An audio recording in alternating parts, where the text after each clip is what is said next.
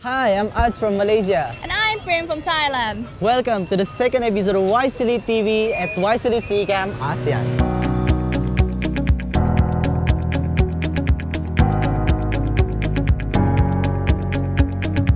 This episode is pretty exciting because the sea campers will have a chance to explore the very beautiful beaches, beautiful lakes, and beautiful lagoons of Coron. That's right.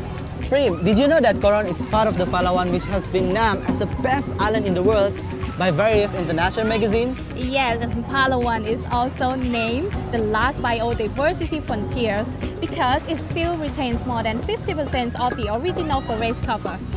This island also contains 70% of coral and seagrass species recorded in the Philippines. Oh, it truly is, and yes, this place is a perfect place for young leaders to learn about the environmental conservation. So, shall we go? Sea campers first went to Siete Pecados, a 52-hectare marine park which houses diverse collections of fish and corals. Since 2005, USAID through the project Ecosystem Improve for Sustainable Fisheries or EcoFish works with the local government for the implementations of comprehensive plan to protect aquatic and cultural resources of the marine park. Now, Siete Pecados has become the benchmark for creating marine parks in Coron and other local governments in Calamianes. Next is another USA-supported site, Kayangan Lake. Kayangan Lake has been repeatedly tagged as the cleanest lake in Asia with its crystal clear mixture of salt and fresh water. It is part of the ancestral domain of one of the indigenous people in Palawan, the Takbanua tribe.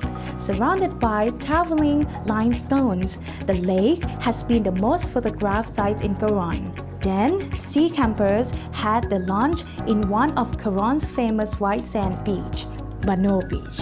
The final stop is Barracuda Lake. The lake is named after the single resident barracuda that still lives deep in the lake. It's also called the most unusual diving spot in the Philippines because of its thermal climate. The first layer of water is fresh water, salt water when you go deeper, and then can go to as hot as 38 degrees Celsius when you head to thermocline. Whoa, that's a very fun tour! I agree. But apart from having fun, this experience inspired me to make sure that the next generations will also be able to see personally this kind of beauty. Yes, and it also made me realize that we, as a youth, can do a lot of things to preserve our environment. With our new friends in Southeast Asia, we can work together to conserve the rich biodiversity in the regions. So what's next? Exam! Indira! Up next is US ASEAN Night. This is Indira from Indonesia. And I'm Hizam from Brunei. After a long day touring in the stunning island of Coron, we are now ending our day with the celebration of ASEAN 50th anniversary and 40th anniversary of US-ASEAN relations. It's also time for us to know more about our Southeast Asian neighbors and to strengthen the bonds we created with our fellow youth leaders in the region during the sea camp.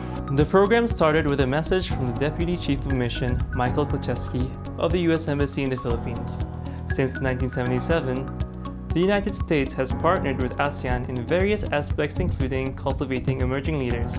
Thus, the creation of the Young Southeast Asian Leaders Initiative, or YSEALI. The need for civil society, which I guess is kind of what you are, young people, to work with government, to work with other civil society, and to sort of spread your connections, your networks as widely as you can.